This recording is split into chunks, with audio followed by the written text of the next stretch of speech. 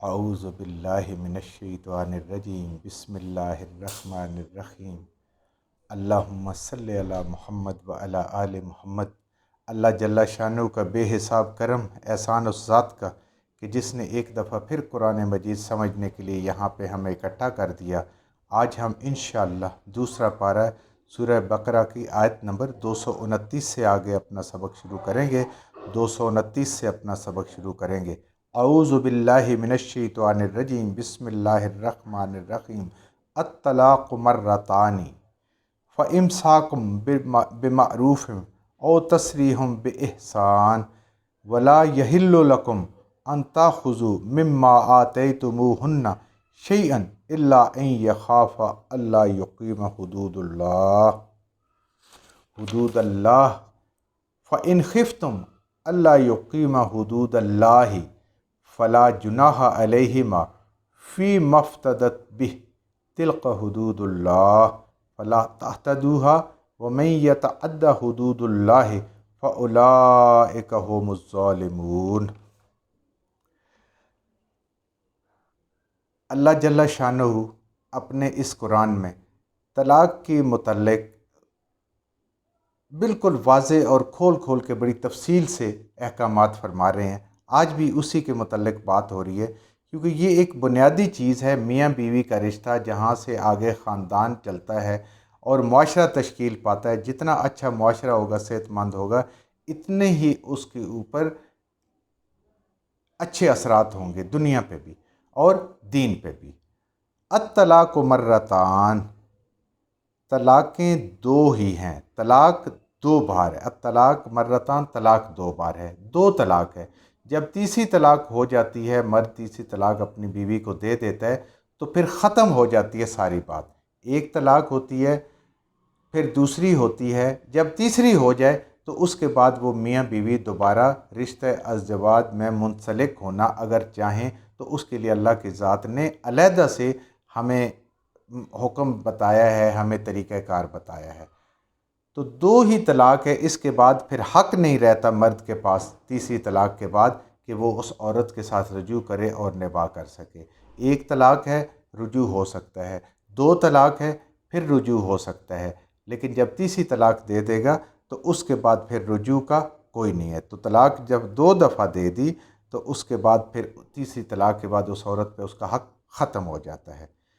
فَإِمْسَاكُمْ بِمَعْرُوف، پس جب دو دفعہ طلاق دے دیں تو پھر اس عورت کو اگر رکھنا ہے تو اچھے طریقے سے، وَتَسْرِيحٌ بِإِحْسَان، اور اگر اس کو چھوڑنا ہے تو بھی اچھے طریقے سے۔ یعنی دو طلاق کے بعد اب یہ فیصلہ ہے کہ اگر اس کے ساتھ رجوع کرنا ہے، اس کو واپس گھر میں وسانا ہے تو بہترین طریقے سے، اچھے طریقے سے، اللہ کا خوف دل میں رکھتے ہوئے، اور اگر نہیں ہے، تیسری طلاق ہونی ہے تو اس کے بعد پھر اس عورت کو اچھے طریقے سے بمعروف تسریح احسان کے ساتھ اس کو رخصت کریں اپنے گھر سے۔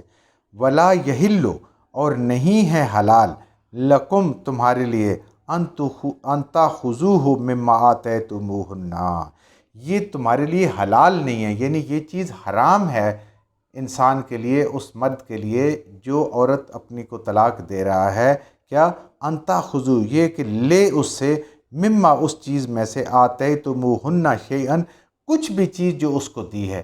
جتنا عرصہ وہ اکٹھے رہے ہیں، جو تحفے تحائف دیے ہیں، کوئی اور چیز اس کو لے کے دی ہے، خواہ وہ کتنی ہی قیمتی ہے، خواہ وہ سونے کے ڈھیر ہیں، نعمتوں کے ڈھیر ہیں، اگر ایک دفعہ دے دیے جب اچھا وقت گزرا تھا تو اللہ کی ذات کہہ رہی ہے کہ یہ حلال نہیں ہے کہ وہ مرد اس سے واپس لے۔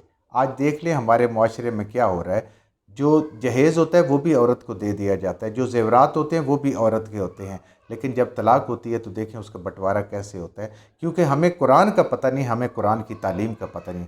اسی لیے کہتے ہیں کہ ہر نوجوان مرد کو اور عورت کو دونوں کے لیے ضروری ہے کہ وہ ان قرآن کو پڑھیں اور ان طلاق کے مسائل کو سمجھیں، اور جب ان کو یہ سمجھ آ جائے گی تو پھر طلاق دیتے ہوئے بھی 100 دفعہ سوچیں گے، اور اگر دے دیں گے تو اچھے طریقے سے جیسے اللہ نے حکم دیا ہے اس کے مطابق عمل کریں گے۔ تو ان سے کچھ بھی واپس نہیں لے سکتے، جو اس وقت جو اکٹھا گزارا ہوا ہے، خواہ وہ مہینوں پہ ہے یا سالوں پہ ہے، کچھ واپس نہیں لے سکتے۔ الا ان یخافا، مگر یہ کہ دونوں ڈریں اللہ سے، اللہ یقیم حدود اللہ، کہ قائم نہ رکھ سکیں اللہ کی حدیں۔ یعنی الگ ہونے کا یہ مقصد ہے کہ وہ دونوں مل کے اللہ کی حدود کو جو اللہ نے حکم دیے ہیں میاں بیوی نے جس طریقے سے رہنا ہے، اگر وہ اس حدود کو قائم نہیں رکھ سکتے تو پھر وہ الگ ہو سکتے ہیں۔ فَإِنْ خِفْتُمْ اللہ یقیم حدود اللہ، اور اگر انہیں یہ ڈر ہو کہ وہ اللہ کی حدود کو قائم نہیں رکھ سکتے، فلا جناح، تو پس نہیں ہے گناہ، علیہما، ان دونوں پر، فی مفتدت بہ، کہ وہ کچھ فدیہ دے دے۔ یہ وہ دوسری صورت بیان کی جا رہی ہے قرآن کے اندر کہ اگر بیوی کسی وجہ سے نہیں رہنا چاہتی شوہر کے ساتھ، اس سے طلاق دینا چاہتی ہے، تو پھر وہ جو ساری چیزیں واپس کرنے والی بات ہے کہ مرد واپس نہیں لے سکتا، اب عورت ان میں سے کچھ چاہے تو چیزیں واپس دے کے مرد سے خلا لے سکتی ہے۔ مرد کے پاس صرف اور صرف مرد کے پاس طلاق کا حق ہے۔ عورت طلاق لے سکتی ہے، خلا ہے جو عدالت کے ذریعے آج کل ہوتا ہے، جرگے کے ذریعے ہوتا ہے، یا اس خاندان کے جو بڑے لوگ ہوتے ہیں اس کے ذریعے سے ہوتا ہے۔ تو جب وہ خلا لے گی عورت، تو پھر وہ مرد چاہے تو اس سے کہہ سکتا ہے کہ میں آپ کو خلا دوں گا، مگر اس کے بدلے میں آپ میری فلاں چیز واپس کر دیں۔ بے شک آج کل بڑی قیمتی چیز ہے، انسان بیوی کے نام پہ مکان بھی لگوا سکتا ہے، پلاٹ بھی لے سکتا ہے، کچھ بھی لے سکتا ہے، گاڑی بھی لے کے دے سکتا ہے، لیکن ایک دفعہ دے دی، اگر مرد طلاق لے رہا ہے تو اس کو واپس نہیں لے سکتا۔ لیکن عورت اگر خلا لے رہی ہے تو پھر مرد مطالبہ کر سکتا ہے، عورت پیشکش بھی کر سکتی ہے کہ میں ساری جائیداد کو چھوڑتی ہوں تو مجھے آزاد کر دو۔ تلک حدود اللہ، یہ اللہ کی حدیں ہیں، یہ اللہ کے قوانین ہے۔ فلا تعتدوها، تو پس ان حدوں کو توڑنے کی کوشش نہ کرو، اے ایمان والے مردوں، اے ایمان والی عورتوں، یہ اللہ کی حدود ہیں، یہ اللہ کے قوانین ہیں، ان سے تجاوز مت کرو، اس کے اندر رہتے ہوئے اپنے معاملات کو طے کرو۔ وَمَن يَتَعَدَّ حُدُودَ اللَّهِ، اور جو کوئی اللہ کی حدود سے تجاوز کرے گا، اللہ کی حدود کو توڑے گا، فَأُولَٰئِكَ هُمُ الظَّالِمُونَ، تو یہی لوگ ظالم لوگ ہیں، یہی لوگ گناہگار لوگ ہیں، اللہ کے نافرمان لوگ ہیں۔ فَإِن طَلَّقَهَا، پس اگر طلاق دے دی، فلا تحلو، تو پس نہیں ہے حلال، لہو، اس کے لیے، من بعد، اس کے بعد۔ اگر تیسری طلاق بھی دے دی تو اب اللہ کا یہ حکم آ رہا ہے اپنے اس کلام کے ذریعے سے کہ پھر اب اس کے لیے حلال نہیں، اس مرد کے لیے، من بعد، اس کے بعد، حتی تنکحا ازواج غیر، یہاں تک کہ اس عورت کی شادی کسی اور مرد کے ساتھ ہو جائے۔ فَإِن طَلَّقَهَا، اور وہاں سے بھی اگر طلاق ہو جاتی ہے، یا دوسری صورت میں کہ وہ بیوہ ہو جاتی ہے، فَلَا جُنَاحَ عَلَيْهِمَا، تو ان دونوں پر گناہ نہیں ہے، اِن يَتَرَاجَعَا، کہ وہ پھر آپس میں مل بیٹھیں، اِن ظَنَّا، اور انہیں یہ گمان ہو، یہ خیال ہو، یہ یقین ہو، اِن یقیم حدود اللہ، کہ اب وہ اللہ کی حدیں قائم رکھ سکیں گے اور آپس میں نباہ کر سکیں گے۔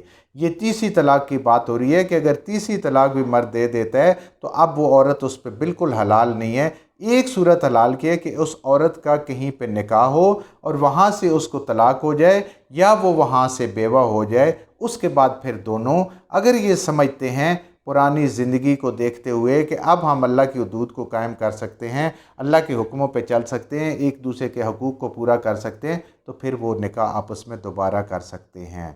یہاں یہ بات بالکل انسان کے اوپر واضح ہونی چاہیے کہ اس کے لیے کوئی ہیلا بہانہ کرنا، کوئی پری ارینجمنٹ کرنا، جیسے کہ آج کل کئی دفعہ سننے میں ایسی چیزیں آتی ہیں کہ شادی کی اور اس کے بعد پلان کے ساتھ طلاق لے لی اور پھر کر لیا، یہ صریحاً حرام ہے اور یہ گناہ ہے اور گناہ کبیرہ ہے جو بھی اس میں ملوث ہوتا ہے۔ بعض دفعہ تو سننے میں آتا ہے کہ جو بڑے بڑے علماء قسم کے لوگ ہوتے ہیں جنہوں نے لبادہ اوڑھا ہوتا ہے علماء کا، اور وہ بدنام کرتے ہیں نیک لوگوں کو، وہ اس کام میں ملوث ہوتے ہیں۔ تو یہ بالکل حرام کام ہے۔ انسان اگر پلاننگ کے ساتھ مرد یا عورت شادی کرتے ہیں اور اس کے بعد پھر کچھ دنوں کے بعد وہ طلاق ہو جاتی ہے، ہاں روانی میں زندگی چل رہی ہے، شادی ہو گئی، اس کے بعد پھر طلاق ہو گئی یا بیوہ ہو گئی، اس میں پھر کوئی حدود نہیں ہے، اللہ کی ذات پھر قید نہیں لگا رہی، وہ آپس میں نکاح کر سکتے ہیں۔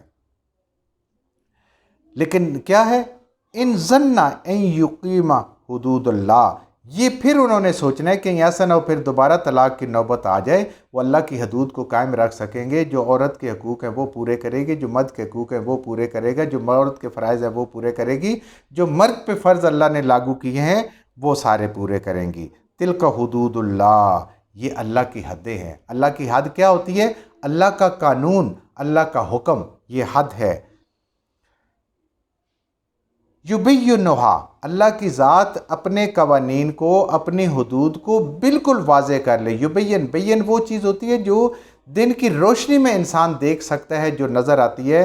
जैसे रास्ते पे चल रहे हैं, कहाँ पे पत्थर पड़ा हुआ है, कहाँ पे गड्ढा है, कहाँ साफ़ रास्ता है। इस तरीके से अल्लाह की ज़ात फरमा रही है कि इन चीज़ों को मैंने अपने कवानीन को बिल्कुल खोल खोल के बयान कर दिया है। लिक़ौम यअलमून, लेकिन समझ किसको आएगी? उस कौम को आएगी जो इस कुरान का इल्म हासिल करेगा, जो इस कुरान के इल्म को समझेगा, जो नबी करीम सल्लल्लाहु अलैहि वसल्लम की सुन्नतों को समझेगा, उसको पढ़ेगा, उस पे अमल करेगा। समझ उसको आएगी। जिसके पास इल्म नहीं होगा वो तो देखेगा दुनिया कर रही है, हम भी ऐसे ही कर लेते हैं, फ़लाँ ने ऐसा किया हम भी ऐसे करें। लेकिन जिसके पास कुरान का इल्म होता है वो कहते हैं मेरे अल्लाह ने ये हुक्म दे दिया है, कुरान के अंदर ये लिखा हुआ है, मेरे आका सल्लल्लाहु अलैहि वसल्लम की मुबारक अहादीस हैं, आपके दौर में जो काम हुए इस तरीके से हुए, हमने इस पे चलना है। पूरी दुनिया बेशक मुख्तलिफ तरफ जा रही होती है।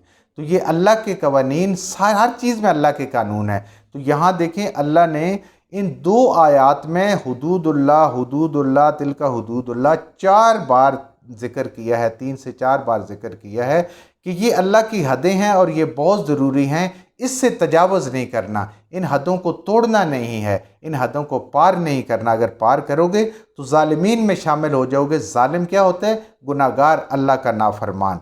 और समझ किसको आएगी? जिसको अल्लाह ने इल्म दिया, जिसकी समझ में अल्लाह ने ये कुरान डाल दिया और जिसने इस कुरान को समझने की कोशिश की, उसे अल्लाह के कानून भी पता चल जाएंगे, उसे अल्लाह की हदें भी पता चल जाएंगी। जो कुछ हमने सही सही पढ़ा अल्लाह हमारे ज़हनों में, दिलों में बिठा दें।